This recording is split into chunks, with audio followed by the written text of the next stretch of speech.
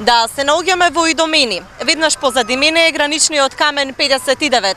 Зад оградата има силно полициско и воено обезбедување кое што ја чува границата. Протокот на мигранти е ограничен, иако македонските власти тврдат дека границата е само делумно затворена. Сепак, на прсти може да се избројат луѓето кои што изминативе денови ја помина границата. Овде во Идомени пак, близу кампот е вистински хаос.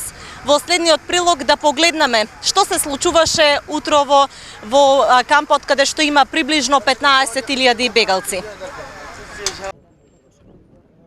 Силниот ветер во Идомени го покажа ужасот на бегалците.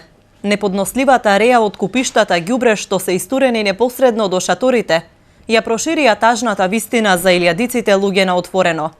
Хуманитарната катастрофа зазема се поголеми размери. Луѓето живеат во смрдеа на влажна земја под сите човечки стандарди. Со часови се чека за вода и храна, а редицата не престанува. Трае до следниот термин за оброк. Најсрекни се оние кои имаат малку пари, па сами може да си купат храна од селските продавници, од препродавачите кај кампот или малите приколки со брза храна. Така е речиси 3 недели. Толку време се тука најстарите кампери. Некои од нив се од Сирија и Ирак, а има и од Афганистан. Тие се разочарани од политиката на земјите од Балканската рута и Европа. Just the only problem for me is that they say that only Iraqi and Syria people can pass. But we are from Afghanistan. There is also war in our country. But I don't know why should there be difference between us and them. We are human too.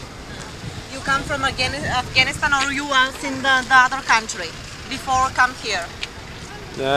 I was living in Iran, but my family are in Germany.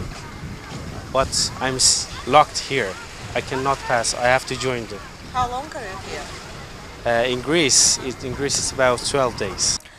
Представници на УНХЦР во Грција тврдат дека македонската полиција воведува рестрикција на границата за бегалците од Сирија и Ирак. Селекцијата се правела на географска основа, во зависност од тоа дали потекнуваат од ризични области или такви кои се сметаат за безбедни и се под контрола на тамошните власти. Од МВР велат дека Ирак и Сирија се сметаат за небезбедни земји, но доколку некоја од земјите на рутата воведе нови ограничувања, ќе бидат приморани да ја разгледат можноста за нивна промена и на македонско-грчката граница, вклучувајќи ја и забраната за влез на мигранти од одредени подрачја. МВР потврди дека политиката за проток на македонско-грчката граница понатаму ќе зависи од ставовите на земјите од рутата.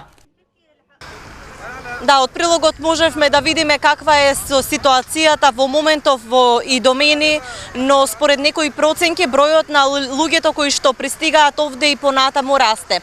Околу 40.000 луѓе се претпоставува дека има во северниот дел на Грција кои што ќе се упатат кон грчко-македонската граница.